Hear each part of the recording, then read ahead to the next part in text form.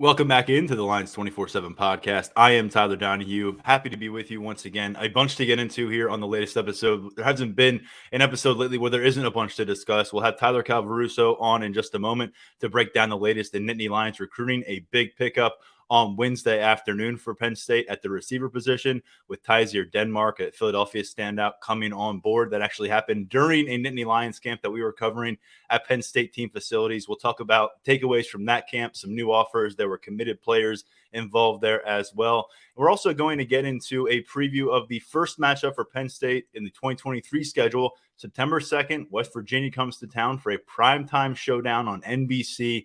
Many believe this could be the launch pad moment for Penn State's special season in 2023. A lot of opportunity there. Of course, the Mountaineers have expectations of their own, coming off of a losing season under Neil Brown, who faces a lot of pressure in year 5 with that program.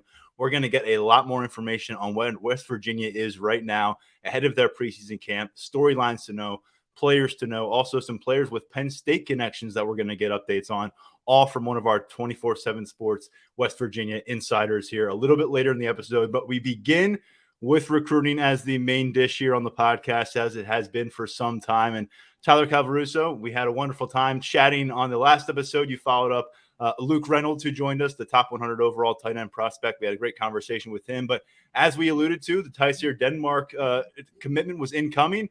It arrived on Wednesday, and Marcus Hagans is on the board as Penn State's receivers coach in the 2024 cycle. He is, and odds are here soon he won't just be Denmark as Hagans' only success story in this class. Things are trending pretty well for him.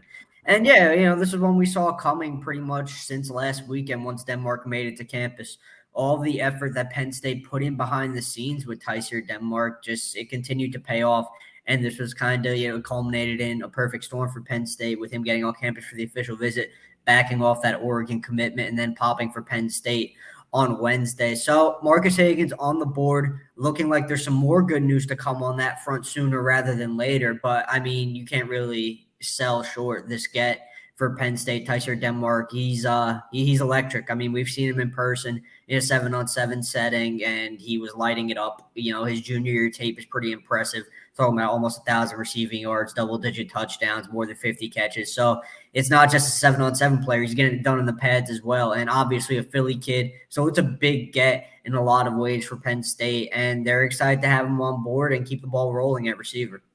Yeah, I took a little bit of time on Wednesday evening just to look back through some of my notes from that 7-on-7 tournament, and also some of the video I put out there on social media, and reminded me that James Franklin, for much of that afternoon, Tyler Calvaruso, was parked in his golf cart within yards of whatever field Tyseer Denmark and Roman Catholic were occupying. Of course, his teammate on that Roman Catholic squad is now a Nittany Lions freshman defensive lineman, Jameel Lyons. So continuing some momentum with a program that's always going to have Power 5 talent there in Philadelphia. And I think really the interesting thing here with Denmark, although it was quite the road to get here. You go through a Pac-12 commitment, a lot of other visits, and you still got to get to the finish line with him in December. But for this to come to fruition, to be that first wide receiver pickup, I think he's an impact guy in the slot year 1, potentially. Yeah. We've got a lot to learn about him, but in terms of, there's just certain players that you watch at the high school level, and he's one of them that you just say, it seems like it's going to be a pretty seamless transition for this guy to the slot position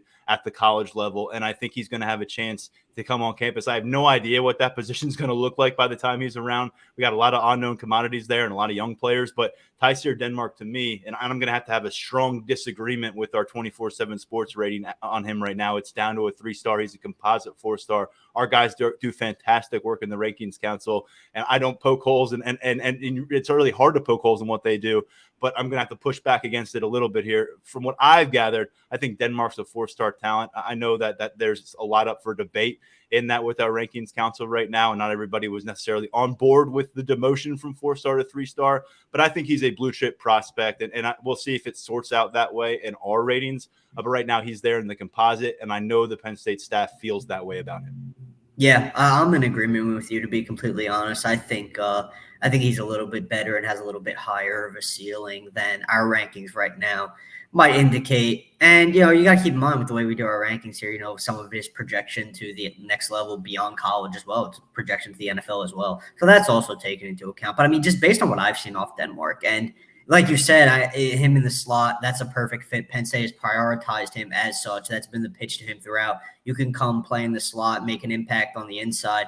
That's something that he's really liked to hear from Marcus Higgins and the staff. I think he's one of the more maybe, higher ceiling wide receivers Penn State has landed recently. I think Denmark definitely has that kind of potential. We'll see where he lands in the rankings. I mean, at the end of the day, where he is on the board for Penn State, it kind of speaks to the staff's evaluation and how highly it views him. And bottom line, they're excited with they're excited with the potential, and they're looking forward to seeing what kind of strides Denmark can make during his senior year. He was very productive as a junior, as I touched on, as a senior standout potentially, because Samaj Beals is going to be seasoned under center for Roman Catholic. He's going to be a sophomore quarterback, and he has an offer from Penn State. He's going to have another year of experience under his belt. So I'm pretty excited to see what those two can accomplish together. I think Tyseer might be in for a really big senior year. Yeah, I don't think he's far off from just a guy like Keandre Lambert-Smith, for example, as in terms of a prospect profile coming out of the high school level. And I believe that Keandre Lambert-Smith was just inside the top 200 overall rankings. And when he came out in that 2020 class, we've seen him become a 3-year starter here for Penn State. He looks like he's going to be the number 1 guy here in year 4. So we'll see how it works out for Denmark. As you said, company is anticipated in that receiver group. It ends soon. Friday is the decision date. We're recording here around noon on Thursday. So we're going to get another commitment announcement coming here from Peter Gonzalez. And we know where the crystal ball has been pointing. Virginia Tech got their opportunity to host him for an official visit. Unfortunately for them, that was sandwiched in between 2 trips to Happy Valley, one for a camp that went exceedingly well for him and the staff and Higgins and Franklin and everyone involved and the parents. And then, of course, a return trip last weekend for an official visit. So as we push our way towards this announcement, where do you think things stand, Tyler Calvaruso? Because there doesn't seem to be a ton of drama swirling here unless Brent Pry, Tyler Bowen can make a late push.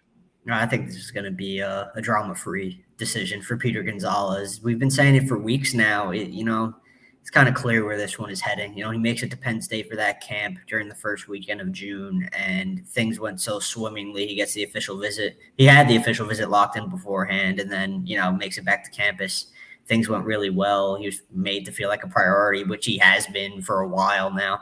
There was a time where there were questions about where Gonzalez was at on the wide receiver board. And as the months went on, really after Gonzalez went through a strong spring and ran really well and tested really well and posted some good track times, the intrigue heightened, and it became very clear that Penn State wanted him. And, really from conversations we've had with Gonzalez, he holds Penn State in a very, very high regard. There's really no debate. I think Virginia Tech has done a very good job recruiting Gonzalez. It's something that I've said multiple times. I think you got to give that staff credit for all that it has done with him. But I feel that when it comes time for Gonzalez to announce tomorrow night, Penn State's going to be tough to beat. I don't have a crystal ball pick in. I feel like we're kind of at the point where adding one, it is what it is. We've been relaying the information for a while now. I like where Penn State stands ahead of this announcement. I expect the Nittany Lions to get this one done, but we'll see what Pete has to say tomorrow night. Yeah, we'll have coverage of that announcement and whatever comes of that, what it means for this Penn State recruiting class. Miami was a team in the mix for a while. He's the son of a former Pitt standout. But right now, as we said, Penn State, Virginia Tech have been at the center of this recruitment moving ahead. Nittany Lions looking to build on that wide receiver group. We saw Alex Taylor, a top 24/7 wide receiver, roaming around Penn State practice facilities with James Franklin for part of camp action on Wednesday, wrapping up his official visit. I don't think you've gotten to the point where you have any concrete intel about how that stay went for him during his midweek official visit. If you do, feel free to share. But where else are we looking at wide receiver before we turn the page to our next topic? Yeah, Taylor's official wrapped about, we're recording, like you said, noon. So his official wrapped about an hour ago. We'll have some feedback at some point for sure. But as of right now, I think he's more focused on heading home, getting back to North Carolina, and then looking to see what came out of this Penn State official visit. Taylor's not really a guy we've discussed a whole lot really until probably this month, I would say, because there were questions about whether he would wind up making it to Penn State for an official. Obviously, he did. Now that's in the books, it's time to see what comes of it. Beyond him at wide receiver and beyond Tyseer and Peter Gonzalez at this point, Josiah Brown is the name to know, the top 24/7 athlete from New York. He was on campus for his official visit at the same time as Denmark and Gonzalez, and things went really, really well. Crystal ball reads 100% in favor of the Nittany Lions right now. He's not going to be making it to Georgia for an official visit this weekend, which is pretty big. I think I've always got the feeling that Rutgers was more of a serious player for Brown than Georgia, given some proximity things that I've heard. I think Brown has a desire to play a little bit closer to home, and Penn State's going to afford him that opportunity if he chooses the Nittany Lions. So we're liking the way that way is heading right now. And beyond him, a couple names. Nick Marsh, he's going to be at Michigan State for his official visit this weekend, and that's a visit we've had circled on the calendar. It's an important one in his recruitment. You got to remember, he was committed to the Spartans for a while, backed off that commitment, kind of, wanted to hit the open market, reevaluate his options. He's been to Penn State this month. He's been to Kansas this month. He's been to Pittsburgh this month. This Michigan State visit this weekend, it's a huge one. But we've been hearing more about Pittsburgh this week as a potential player, as a wild card, as a legitimate contender in this recruitment. So I'd definitely keep an eye on Pittsburgh at this point. I don't think Penn State's the only Pennsylvania program seriously involved with the top 24/7 wideout from Michigan. My gut feeling is still that it's going to come down to Penn State and Michigan State. At the end of the day, I feel like that's going to be the two schools that he zones in on at the end when it comes time for him to make a decision. But Pittsburgh's definitely involved, and Kansas is involved as well. Kansas got him on campus, and it feels pretty good about what it has accomplished with Nick Marsh. So I guess you got to keep an eye on the Jayhawks as well. You can't write Pitt and Kansas off as of yet.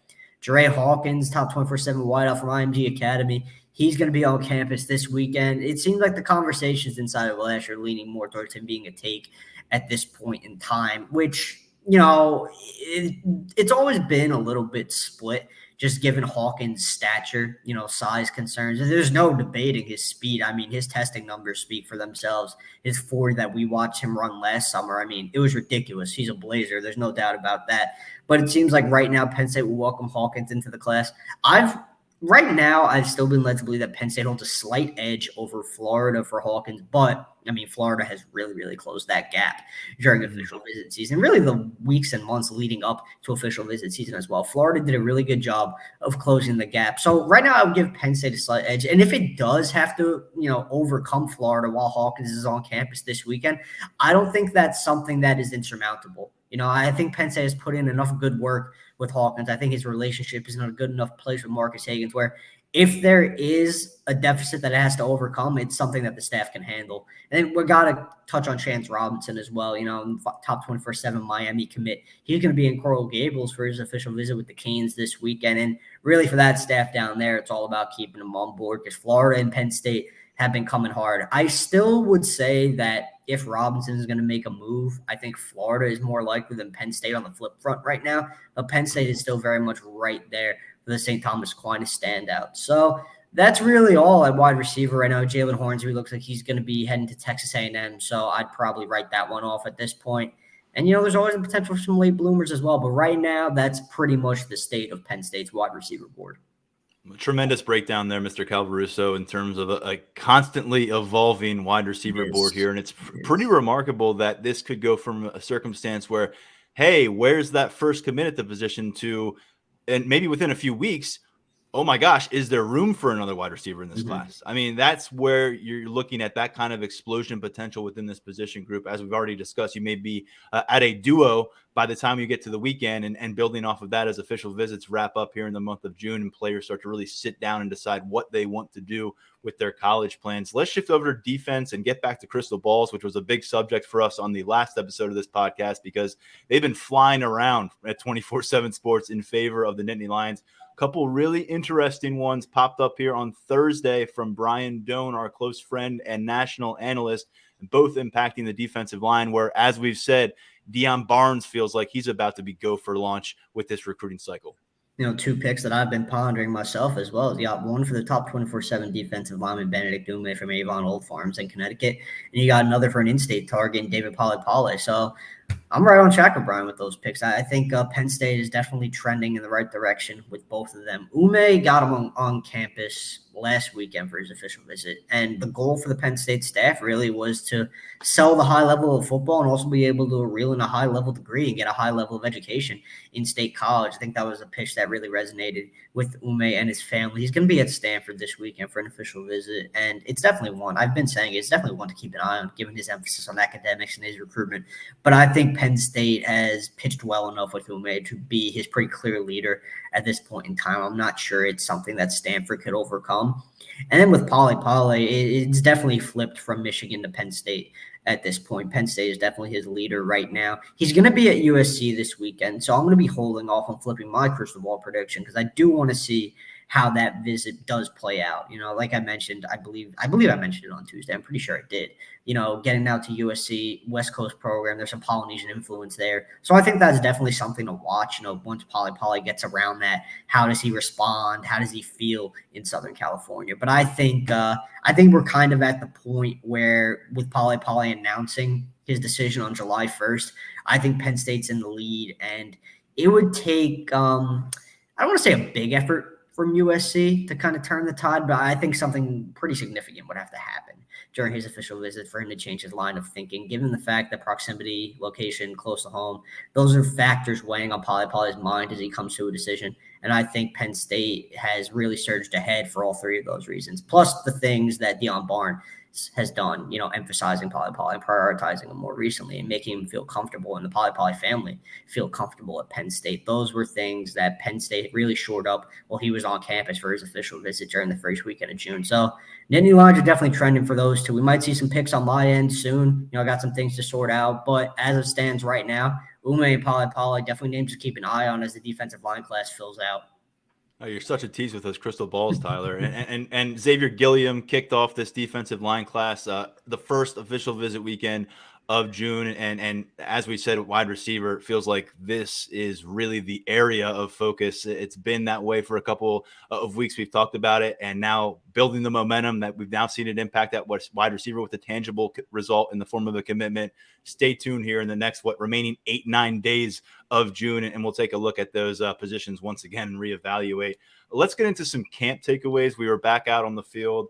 You did not join us on Wednesday. You were in New Jersey. You will join us this Friday for the next 7-on-7 tournament, the Big Man Challenge, and you will join us on the field on Saturday for Penn State's Whiteout Camp, which is really an exciting one and a great way to finish off our June camp coverage here. But we were there for the first midweek camp of this summer on Wednesday afternoon, and really turned out to be a solid showing, a solid event for us because 3 commitments were on campus. There were a few offers that came out of this, some young talent to watch along the way. And for me, the focus was really on the running back spot. We don't always say that in the camp setting because running backs just not as exciting to watch them. And a lot of they don't get as much one-on-one involvement. A lot of the ball security drill and how to hold the football. And it's just not necessarily as much stuff that shows up on a video highlight reel. But there was reason to keep your eyes on that group on Wednesday because you had Corey Smith, you had Quinton Martin, both of them committed to the 2024 class. Quinton Martin's a top 50 prospect, the number 1 player in the state of Pennsylvania. And then Corey Smith out of Wisconsin, 4-star player, committed back in the spring. So Tyler, not only did we get a chance to see these guys work with Jaywan Sider, we got a chance to see them just work against some overwhelmed defenders. And the talent was on display from the time they started testing. We saw Corey Smith go in the 4.4 range in the 40-yard dash. Quinton Martin followed with a 4.5 range 40-yard dash. I thought Martin looked extra springy out there in the triple broad jump where he went 31 feet. And so you start to put those prospect profiles together from an athletic standpoint. And Corey Smith looks like a running back, typically what you see at a high school running back, not necessarily as filled out as Quentin Nelson by any means, but he brings a lot of more power than I thought. You could see it in the way he's a lean forward kind of runner. But Quinton Martin is the kind of guy you walk away and say, you could probably find 5 or 6 spots on the field for him within a Power 5 football program. Obviously, running back is one of them. I think you could find a few of them in the second on the back end of a defense, probably all the way up to linebacker as this kid continues to grow out. Based on what I saw of his pass catching, he may have been the best receiver in attendance when he started playing receiver and running some routes late in the day. But I'll tell you what, Quinton Martin has every bit of striking distance to get inside that 5-star territory, become that next 5-star running back to end up with the Nittany Lions. And based on what I saw Wednesday, he's going to warrant some consideration for that if he follows this summer up with a big senior season. What you guys saw yesterday with those guys splitting out wide and taking one-on-one reps. That's what happens when you have a pair of running back commits in your class who have versatility to their game and have good hands and can add different elements to your offense. I mean, especially with you laid it out perfectly with Quentin Martin, how his ability to play multiple positions. He would be a high-impact player at a multitude of positions at the Power 5. Hey, can I say this? This? If they were being completely transparent, and they probably are, behind closed doors, there would be some serious debating going on among Penn State staff members about where he belongs and why he should be in my room and why he shouldn't be in your room. And, but that's the fun of this kid, because not a lot of those guys show up in every cycle. No. And not only do they not only show up in every cycle, they show up in your state in this situation. You get to keep the best player in Pennsylvania home. So that's why this Penn State staff prioritized Quentin Martin as its top target really throughout back before the 2024 cycle was even the main focus. That's how high Quentin Martin has been on the board for so long. And Corey Smith's used to splitting out wide and doing the kind of stuff that he was doing on Wednesday. That's just how his Catholic Memorial team uses him. Yeah, he gets a lot of touches out of the backfield at the high school level, but he splits out wide. He lines up in the slot. Sometimes they run more jet sweeps. He runs routes as well. And that's why Penn State is so excited about getting him on board. His ability to catch passes out of the backfield, showcase his hands, maybe split out, add something as a slot guy if needed in certain sets in Mike Yurch's offense. So those two doing what they did and accomplishing what they accomplished yesterday, not only testing-wise, I knew those guys were going to test well. That's just what they are as top-tier guys with athletic profiles that project really well to the next level. It's just, I was expecting what happened. Those guys, they've got good hands, man. They're definitely a bunch of high-upside guys. And as we were referencing on our live updates over at the board for our VIP subscribers throughout Wednesday afternoon, J1 Slater pulled them both away from the running back pack for 10, 15 minutes of just the three of them, fixated on work. Penn State staff certainly tries to make the most of getting these guys on campus. They were able to do that with a couple of teammates, and I think all three of them, Slater, Smith, and Martin, left campus, left that event yesterday feeling fired up about what awaits them in 2024. J1 Slater has done a lot of good things with two back classes, of course, most notably Katron Allen and Nick Singleton, what they did last year. Another commitment that was on campus, we go to the 2025 class. Omari Gaines, a defensive back, hopped on board as a high school sophomore. And look, we've talked about it. You look at the length, you look at the athletic pieces here, and you can project where he could be at 20 years old. But right now, I think he's a work in progress. I think it's fair to say that as a defensive back right now, got to work on some ball skills. I think you saw too many balls hit the turf yesterday, and I think the coaching staff took note of that as well. He had some side conversations with guys like Terry Smith, Anthony Poindexter, just about technique. He looks like he's still thinking a little bit through the process out there as he works his way, moving better than he did last summer, though. I think he's built up that speed. He's made it an emphasis, but there's more to go in that department as well for Omari Gaines. I'm not exactly sure how he fits in within a defense like Penn State's 2 or 3 years down the line. He's only halfway through high school, and we've got a lot to figure out about Omari Gaines, who comes from a football-rich family in New Jersey. But Tyler, I'm just wondering what you make of Gaines at this stage of his development. Well, he tested a lot better than he has in the past, so that's a plus for Penn State. He ran better in the 40. I believe he was around 4.7 range is what we were hearing, and that's better than what it has been in the past. So that's a plus. It kind of, I think, kind of goes back to what I said when Omari Gaines first committed. I definitely think he still has some developing to do, and I think he's got a chance to get there. I think getting him in these camp settings for the Penn State staff, the more that he's around the staff and the more that he's able to put in work with guys like Terry Smith and Anthony Poindexter, just really fine-tune his game, I think it'll play. It'll play for him in the long run. I think it's definitely something that it will benefit his development. So, but there were definitely the testing numbers are definitely a little bit more encouraging than they have been in the past. So that's good news for Gaines. I think he still needs to refine his technique in a lot of ways in the 40. Just as a defensive back, but the hope is that he'll get there. And like I said, the more work that he puts in, if there's one thing about Omari Gaines, he works his butt off. So he's going to definitely put in the work to become the best player and, prospect that he can be.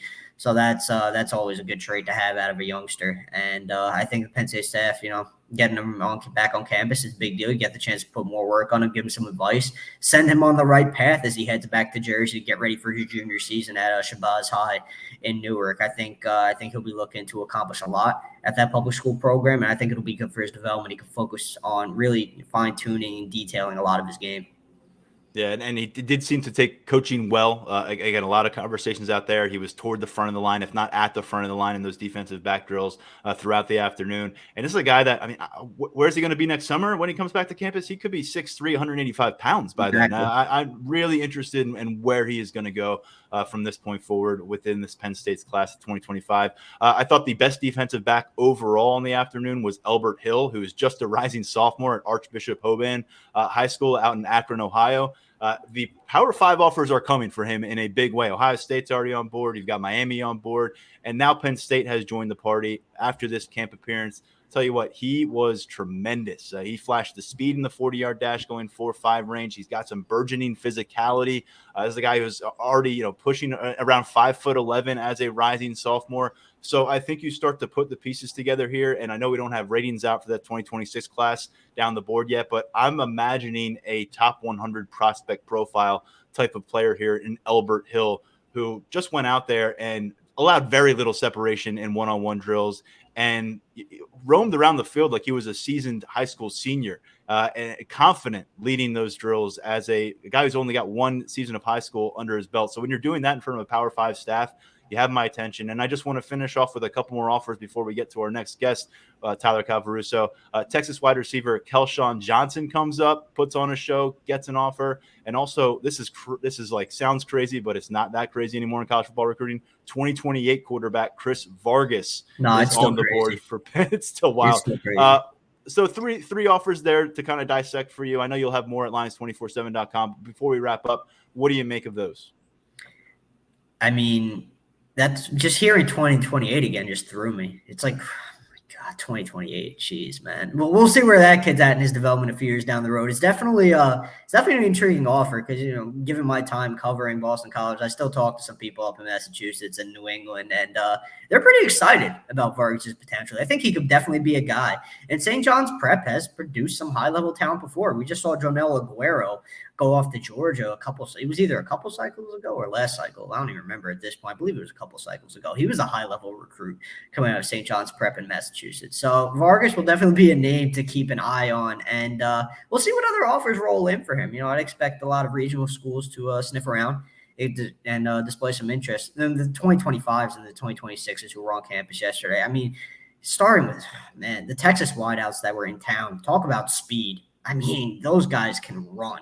And there's no their coach was letting us know about it too. He was bragging about his guys out there. They came up and they ran well. Those guys tested so well, and it is absolutely no surprise to me that they have offers from Penn State at this point in their recruitment. Those offer lists, they're going to keep growing. So there's going to be a lot of competition for those two. And then with Hill, you mentioned, him looking, like a seasoned veteran out there. He's got the offer list of a seasoned veteran. I mean, Penn State's in now. Got Ohio State, Michigan, a bunch of others on there. He's going to be a high-level recruit. I agree that he's definitely got a chance to be a top 100 guy. He's definitely going to be a top 24/7 guy, I feel. I mean, if you go watch his tape from his early stages of his high school career, it stands out. He does not look like a 2026 prospect. He is advanced at this point in his development. So it is absolutely no surprise that Penn State offered yesterday. They're going to try and push there for sure. It's still very early, but he comes from a high school Penn State has recruited plenty at before, Archbishop Hoban. So there are relationships in place there, and that could help Penn State. I know Hill has mentioned that he's very high on Ohio State early in his recruitment, which, isn't really a complete stunner, a kid from Ohio. Not ideal, right? Yeah. Guys at this point in his recruitment. But Hill, based on the testing numbers and the video that I got to see out of yesterday's game, I think he was probably, other than Corey Smith and Quentin Martin, I think he's probably the best player there, to be completely honest. I'm with you. And I mean, it's hard for me to say that because I try to keep an eye on one part of the field. Daniel's watching another. Mark Brennan's watching another. We'll have you watching another segment of the field Friday and Saturday for these camps. But based on who I saw, those were the three who stood out, the two running backs, and then this rising sophomore from Ohio, which says a lot about what he did on campus. Appreciate the coverage, Tyler Calvaruso. We have a full photo gallery from the Wednesday Penn State prospect camp. We saw an old friend back in town, former Penn State offensive coordinator Joe Moorhead. His son, Donovan, is a 2026 quarterback recruit. He was on campus throwing the ball around. So he's part of those photos. You see the commits working with Jaywan Sider and a lot more VIP notebook from that recruiting camp as well. Tyler, we'll see you here on campus soon. We've got commits swirling. We've got official visits back in town. So hopefully everyone knows where to find you at Lions247.com. I'm excited, man. It's going to be a good weekend. I'm looking forward to it. All right. From what's right in front of us right now with Penn State recruiting to what's coming a little bit further down the road, this highly anticipated 2023 Nittany Lions season will start September 2nd in Beaver Stadium, primetime night matchup on NBC against the West Virginia Mountaineers. And I thought it was a good time to start really turning our attention toward that matchup, as we're now just about 5 weeks or so away from preseason camps opening across college football. And to get a better look at these Mountaineers, we bring in Mike Kazaza, and I knew I was going to stumble on your last name. I apologize, from our West Virginia site. Mike Kazaza, really appreciate your time. I know you know these West Virginia Mountaineers like the back of your hand, so we're really fortunate to have you, and I think our listeners will benefit from a early look toward that September 2nd matchup. Thanks, man. You fumbled the snap, but you completed the pass, so don't worry about it. And actually, Beautiful. That's a lot better than what first timers typically do. So I'm fine. How are you doing, man? All right, we're doing great. We just came off of a half-hour conversation on the recruiting whirlwind that is June in college football right now, and I know that you are dealing with a lot of Bob Huggins conversation down there. So appreciate you shifting gears and diving into some football talk with us. It's a welcome respite right now. I could use a detour for sure. I thought it might be. So, hey, I want to get into Neil Brown, speaking of coaches, under some scrutiny, because year 5 now, 3 losing seasons through 4 campaigns with the Mountaineers. Tell me what the blueprint looks like for Neil Brown to gain job security at West Virginia coming out of 2023. Well, a win in Happy Valley would certainly do a lot. I would think even being competitive it's not going to make things better, but that's going to be useful, because the collective hand-wringing here right now is that here's a point spread that opened at like 2 touchdowns, grew to 17. I think it's 20 points right now. So is this team getting worse before it even gets in the field? Like, how is this happening? Especially as they seem to do an adequate job, maybe even an effective job with the transfer portal. They really had to reinvent their secondary and maybe their defensive front too. And they've kind of done that. So you think maybe it's getting better, but since the spring, even with the roster improvements, it seems like that the luster has faded even a little bit more. So the plan then would be just to simply figure out what went wrong on defense last year. I think we'll get into some of that with the personnel you want to talk about, and fix those things. It might mean simply being simpler in some of your calls and demands and assignments, and just being better at that. But they're going to actually have to have offense, and that's been kind of an issue for them for a while. And they've been air raid since Dana Holgorsen got here. And what has it gotten them? Nothing. 1-10-win season since they hit the Big 12. And a situation now where entering a 5th year, you have a huge question mark for the future of the program and the head coach. And they're going to shift it. They're going to use a lot of running backs. They're going to have a dual threat quarterback. And, it's hard to use the past in the present. But when you think about West Virginia, you think about backfields of Pat White, Steve Slayton, Noel Devine, Pat White, Steve Slayton, Noel Devine, Owen Schmidt. And you see where I'm going here. And it worked before. And this is a place that sometimes has to zag when everybody else is zigging so they could be effective. And, the zone read back then, that was new. That was weird. It was kind of wild and wonderful for West Virginia. People caught up. A lot of people do it. It's not the same thing anymore. But West Virginia blended in with the air raid, and they just never had the personnel on the sideline or on the field to be truly unique, with rare exceptions, with Will Greer, David Sills, Gary Jennings, Trayvon Wesco. It's a pretty good list of players there. It's hard to get them all in one situation. They don't really have that. And they tried last year with their quarterback. They thought they figured that out with JT Daniels. It didn't work. And by the end of the season, they realized their future, their strength was a mobile dual threat quarterback. They have 2 running backs. They have several. And I think that they're going to really lean into being a run team, being a team that, maybe just covers for its defense, keep them on the sideline, keep the demands low for the defense. You don't have to get into shootouts. You don't have to score a touchdown on defense. And if they can be effective on offense, show progress, obviously win more than they lose, then that's going to go a long way toward restoring Brown's future. You brought up some names there that always stand out to me: Steve Slayton, Pat White, Noel Devine. As somebody who was with a Big East football program in 2006, 2007, 2008, those guys provided fits, frustrations, and it is remarkable how much the dynamics have just shifted. It's not recognizable, and that was West Virginia's brand. I mean, that was what you thought of. So let's talk about last year. I'm not asking for a full autopsy, but if you can give us kind of the summary of how they ended up at 5-7 and how they ended up deciding that Neil Brown needed to stay on campus. Can't really explain the last one. Okay. I kind of wrote at the end of the year they taken some really bad losses, and the style of play was poor. The margin of victory was significant, and it just looked like a program that listen, it wasn't waving the white flag, but it was hooking it up to the flagpole. And you just wondered, is this going to happen? And more so, when is it going to happen?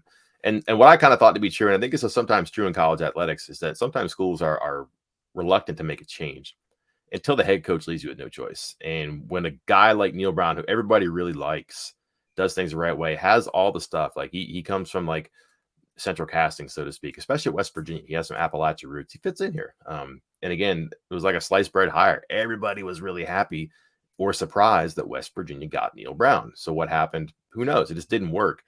But to get a guy like that here, to be celebrated for the hire and to think it's going to work, and then to really like him and his methods and his ideas and explanations, it's hard to fire him. But all of a sudden, when the guy makes the hard part easy, you can part ways. They didn't. They instead fired the athletic director, who hired and extended Neil Brown.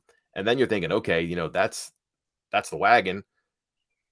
Horse in front of the wagon. Did they get this right? Did they get this wrong? And then by the time they hired an athletic director, I think they were in the impression that maybe it's too late to get a head coach. They hired Neil Brown in January. They were in November looking for what to do with an AD. So that didn't really make a lot of sense. But I think that the AD came in and just said, let me see for a year. Can I support this guy? Can I get him back to where he was a couple of years ago? And maybe onward and upward in a new Big East without Texas and Oklahoma. Maybe it's easier. So I think like the future didn't seem so bad. And by the way, like $16 million to fire the guy. Right. Yeah. That's kind of a difficult thing. Maybe should have led with that one. Buried the lead there. But what went wrong? The quarterback thing didn't work. They had a new offensive coordinator, Graham Harrell. They had JT Daniels, and you figure that's a good combination. JT had a couple really good games and then plateaued and then really regressed and declined. And he's at Rice now. He got replaced by, at the time, a guy who was a redshirt Garrett Green. I forget what year he is. He's been here a while now, and I can't count with all the eligibility things these days. But hear that he'd been here for a while, hadn't really played. He's a dual threat guy that all of a sudden this team that looked like it was quitting, they beat Oklahoma for the first time ever in the Big 12. They beat Oklahoma State, which had won 7 straight in the series, and you're thinking maybe they have this figured out. So I think the fact that they were able to pull it together, that helped Brown. But to get in that situation, they just made a comedy. They had a comedy of errors, and routinely, not going for it on 4th and inches at Pitt. In hindsight, it seemed like a terrible decision. In the moment, it seemed like it'd be a good thing to go and grab the season right away in the first game. Didn't do it. Threw a pick 6 in overtime against Kansas, but that was followed by a really bad destructive penalty procedure by the defense that gave Kansas life, let them complete a comeback. And then no-showed a couple of games where they're not good enough to come back, to spot Texas like a multi-score lead, to spot Texas Tech a multi-score lead. They weren't good in the road. They had some injuries, but they were so deficient on defense, small, light, not strong enough, not big enough. They got exposed a lot on defense. And here we are. I'm rambling on offense and defense, but that's the extent of the list about what went wrong and why they were 5-7. Well, Neil Brown obviously knows he had some personnel deficiencies to address, I'd imagine, as well. So where do those things come on? Let's start defense, because you keep hammering home. And we think Penn State's going to have a really dynamic offense up here waiting for them on September 2nd. So from a personnel standpoint, where is this defensive group right now? Hopefully in the weight room. And if they can get like one of those medieval torture chambers where they pull you and they stretch you and they make you a couple inches taller and longer, that would help. My observation in the spring was like, man, they're going to need to be using some young players at linebacker in the secondary. This guy's not very big. This guy's kind of light. He's not long. And that's by and large true. Now, are they a smallest in the Big 12? No, they're probably middle of the pack, but that's the problem that even West Virginia understood. They were light. They were small. They weren't strong. They weren't big enough last year on defense, but also by some of their if-then stuff on defense, or if an offense shows this and the defense is going to do that, they were predictable. And they had some parts that you could pick on last year, and they did. One of their safeties had a really hard time in coverage, and you would see teams motion and formation into a mismatch that would expose that safety. And West Virginia's coaches have talked to me about that, saying that cannot happen again. We can't let that fly. So how do you do that? How do you make sure one of your safeties isn't as incapable in coverage? You make sure your safeties are pretty similar. And what they've done now, they're tinkering with one of their hybrid positions where maybe it's a Sam linebacker, but maybe it's like that extra hybrid nickel person too, right? So one, you don't have a guy who's a Sam who's having to chase slot receivers around if you're going to be a team that, for example, is going to throw multiple receivers at you for their personnel. But if it's a bigger team that likes to run the ball, you don't want a smallish nickel back in there. You want to have a Sam who can get in there on that strong side and contest the run. So I think some versatility there through recruiting and development will help them. But also their two deep safeties, I think you're going to see them be similarly skilled. It's not going to be like a strong safety and a free safety. I think you're going to have like two cover safeties, let's say, kind of guys who maybe have cornerback skills, but safety bodies. They can come in and play the run and not be one of those things where here comes a tight end into my neighborhood. He's going to block me and I'm going to be out of the screen. No, I'm going to stick my nose in there and I'm going to really fight this block and I'm going to make some tackles, or I'm going to come screaming downhill and get in the backfield. They didn't have that. Conversely, if they motion a running back out of the backfield to the slot, if they use a slot receiver from one side or the other, he's not going to run past that safety who can't cover. So they're going to find some ways to be a little bit more balanced in that defensive backfield right now. The trouble is, all these plans sound great. They still have a lot of new and young people. They hit the transfer portal hard in the secondary. They have guys who played a lot of football at other places, haven't played here. Why are they here and not other places? That's a question that only they can answer, if not in words, then in deeds. Maybe everybody missed. Maybe they want to close and be special at West Virginia. But green where they don't want to be when it comes to executing a plan like this. And then are they going to be big enough up front? Defensive line especially, but maybe at those linebacker spots where they just don't get, I'm trying to think of the word here, snowplowed maybe on running games and things like that, because they got outflanked and they got out-muscled a lot last year against the run. Offensively, the quarterback position, where does that stand at this stage of the summer? And then, a weapon that I'd imagine West Virginia would like to get involved as soon as possible is a guy that created a lot of noise in their recruiting class, Rodney Gallagher. We're very familiar with him here. A lot of people thought he'd end up in a Penn State uniform. Instead, he's going to make his college debut, we assume, in Beaver Stadium with the road team. So can you give some perspective on, one, the offensive progression in 2023, and two, realistic expectations for Gallagher? Start with Gallagher. The state of the basketball roster here and what happens with the head coaching change, if they can get him to play basketball, that might be a boon for everybody, because they might need point guards the way things are going right now here. I think the expectation is he's going to be a day one guy. Will he start? I don't know, but he just has the gifts. And given the way things are today, just in college football, where you have vultures circling around a program that has a head coach in question like this one, you have a culture of players transferring out, which has been West Virginia's problem. They don't win a whole lot. They haven't been very fun before. Turnover has been an issue for them. So that's going to increase the air traffic, I guess, with the vultures. So I think you have to play guys like Gallagher early, and you might even have to cater to them to make sure they are happy. But by the way, he's good. He's worth catering to. Quick, he can do the slot stuff. And I think they can stretch the field with him. I think they can get him bubbles and slants and things like that. They can make him a part of this. How much? I don't know. They kind of went heavy into receivers in the portal, and they're going to be a running team. They're going to have two running backs on the field a lot. If you try to add to 11, you have 5 offensive linemen, 1 quarterback, 2 running backs. I'm just a journalist, but that counts 8, right? You're going to need a tight end probably to block for 2 running backs. There's 9. Now you got to have just 2 receivers. Is Gallagher that good? We'll see. Can he be a third receiver if they don't have a tight end that have just 1 running back? It's up to him and his play, but I think they'll call plays for him. And then offensively, just they just have a stable of running backs, and it could be C.J. Donaldson, it could be Jalen Anderson. One guy's coming back from an injury. One guy had a really good game at the end of the season. C.J. Donaldson looked like he was going to be one of the best freshmen in the country last year. Really scary injury, concussion against Texas, and then had a season-ending leg injury. He's back ahead of schedule and is a legitimate running back guy. I mean, he's a guy who was a tight end, and they said this guy's way too big and way too good for tight end. Let's put him here at running back. And he's great. And Jalen Anderson kind of erupted late last season. I think that's going to be a good thing for them. They cleared out some room when Tony Mathis transferred to Houston. Seems to be popular, right? And then they have Justin Johnson, who's been in the program for a couple years. They also really like 2 of their freshmen.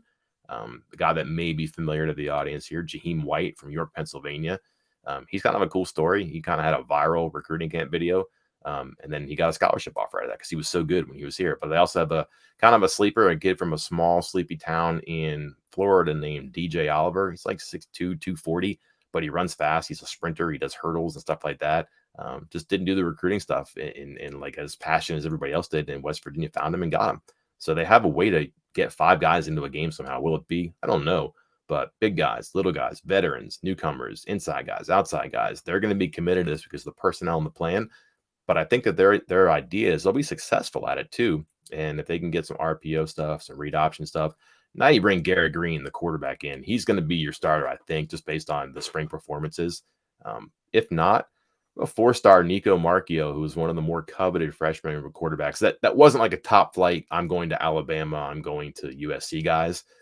attainable for a number of schools. West Virginia got him, which was kind of a surprise. Sooner or later, it's going to be him, and I think it's going to be a pretty competitive situation in the fall. But just with Garrett Green's experience, the fact that he can run and he can handle some of the run game stuff, I think he would get it. Markio's not a statue. He can move, he can run. It's just that he's a little bit behind Green right now, and I think it'd be hard for him to make up that gap. There's a couple other recognizable names for our listening audience I wanted to ask you while you were here. Fatorma Mulba, defensive tackle, made the move down. He's a Pennsylvania native, spent a few seasons here, wrapped up his career in the Rose Bowl, hit the portal. He's at West Virginia. And then the other is Lance Dixon. I know he's been around there for a few years now, but he's a former 5-star in 24/7 sports rankings. It felt like he was here and gone, played in 3 or 4 games maybe. Can you give us the update on what Lance Dixon has done down in Morgantown, and additionally what the outlook is for Mulba in year one? Yeah, Dixon's been here a while and is really intrigued because of his gifts. I mean, he's a 5-star, not by reputation, but by ability and potential for sure. He can play, and when he's been healthy and he's been on the field, he's been really good. The trouble has been being healthy and being on the field. And he's also hasn't been the best player at times, but I think he's been miscast in the way they play defense. They had him as a will linebacker. I think a lot of people thought that he projected maybe be a Mike or an inside linebacker because he would grow. He obviously has the size to do that just when you talk about height and length. Could he get big enough, strong enough to do it? They made him a will, which is your weak side guy, and you're going to be running through traffic and not really banging into people to make plays, and just didn't work out well for him. So now they have him playing spear, which is, again, we're talking about hybrid things here, and it's kind of a weird thing, but I think it's going to encapsulate some linebacker and some safety for him. He can really run. Foot race wise, I think he's going to be a competitor for one of the faster guys in the team, which again, when you look at his measurables, that might be surprising, but he can really go. And if he's a guy that they could play in a linebacker spot and he can get out and cover people, or he can get to the sideline, that's effective. But if he can also be like that hybrid defensive back who can run with people and then use that linebacker potential to play the run, that's an important position for them that kind of becomes like a barricade outside that tries to keep the run from bouncing out there and pushes things back in. They just built a lot of stuff off that. And if they're using him, that's promising for what they think he's capable of this season. Mulba is very intriguing to me. Again, a good reputation there. Just not a lot of stats and experience at Penn State. Maybe I should ask you why that is, except that a lot of traffic in front of him, right? But walking in here, he's going to be one of the biggest, strongest dudes they have, which is kind of impressive, but also necessary. They were young. They were injured last year. They had some people who were maybe in different spots or in spots that they were not yet ready for. Here's a more physically and I would say developmentally mature guy because he's been in the program for a couple of years. And again, you can vouch for this. He's a big, strong guy who can play in the trenches there. They're going to need never been a problem for him. He was one of the strongest guys on this roster when he was here. Never been an issue. Yeah. They just need people mover, and they need people that won't be moved. And that's a guy who can just kind of blow some things up in the middle, but also not be dispatched so easily and open up the middle for anything in the run game. It's a huge thing for them. The question is, why didn't they click at Penn State? And are those, if it's not traffic in front of him and talent, if it's performance or development or practice habits or who knows, is that going to be clear now? Because is that going to be out of the way? Can he actually apply himself and then rise and advance here? Because again, there's absolutely a need for what he could deliver. Let's finish by putting the spotlight on September 2nd, the season opener for both these squads. And I know the plan for a primetime matchup on NBC was met with open arms around here. People are fired up about that.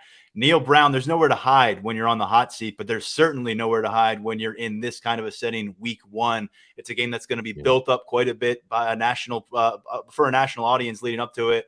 What was the, reaction to it landing in that kind of a time slot and that kind of a setting? And what's your early outlook about this showdown?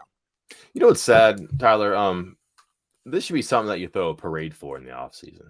It really should be. Like these are teams that played every year for how long? And it was very one-sided. But I think one of the best moments in program history for West Virginia is when they won. They ended the streak and they went on. They had an undefeated season. So like, there's value in winning the game, obviously, but there's value in playing the game, especially nowadays when, because of the way conferences are aligned, like what the heck is West Virginia doing in the Big 12 still, right?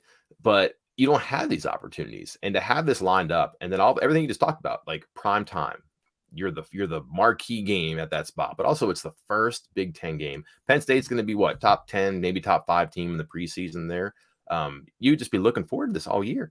Like all summer, like this should be a thing. And for the players, I'm sure it's the carrot that gets them through workouts and all the stuff that's kind of mundane in the summer. But for fans, I can just tell you this, like the obsession here right now is college basketball and what's going to happen with the recruiting class and the transfer portal. That was before all the Bob Huggins stuff happened. There was kind of that, football, we'll get to that when it comes, right? Because it's been so negative for so long. And I think people are just kind of aware that, that bully is coming back on the block, except that you're going to their neighborhood on this one here and you're not expected to win. So I think a lot of people chalk this up as to 0-1. And also the rest of their September is brutal. So they're going to play Penn State. They're going to be maybe 3 touchdown underdogs. They get an FCS team after that. And then it's Pitt, Texas Tech, and TCU. And you just wonder if and how this team is going to get through it. Is the coach going to survive it? What is the mood going to be like? How is the team going to be entering October? And it just starts with that game. I think a lot of people just are dreading or just maybe not looking forward to the season at large, but it has to start somewhere. And it just strikes me as unfortunate that this should be something that everybody is kind of gung-ho about because it is so infrequent. It's been so long. It has meant so much.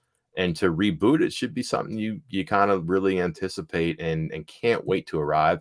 And I just sense the opposite right now. Like it's coming. It's maybe even a formality to some people. And just to me, it feels like an occasion that's squandered, unfortunately. Well, Mike, hopefully we can catch up with you again in about 10 weeks when we're really coming up to this matchup and get the chance to see you in the press box at Beaver Stadium that Saturday if you're able to make the trip and cover that one. So appreciate the perspective here. I think we all learned a lot about West Virginia and certainly have a good feeling about what's going on the ground there in Morgantown now. Thank you, Tyler. I appreciate the invitation. I'd be happy to do it again. Talk to you soon. Take care. Great stuff. Always great to tap into our 24/7 Sports Network as we do during the season, week by week, previewing games. We try to do it here in the summer as well. We looked ahead to the Michigan State Black Friday matchup just a few weeks ago, and now we do the same with West Virginia, which will, again, be billed as one of those marquee games of the first week of the college football season occurring right here in Happy Valley. That's going to do it for this episode of the Lions247 Podcast. There is just so much happening at Lions247.com right now that we can't possibly pack into this podcast unless we want to go 3 hours every time and just don't have the time or resources to do that. So you got to check out Lions247.com, 50% off deal ongoing through June 29th. Get in as a VIP subscriber. We're at an all-time high with VIP subscribers right now at the site. Find out why by joining at Lions247.com. Big thanks to Tyler Calvaruso earlier for breaking down the latest in Nittany Lions recruiting. We'll talk to you real soon right here on the Lions247 Podcast.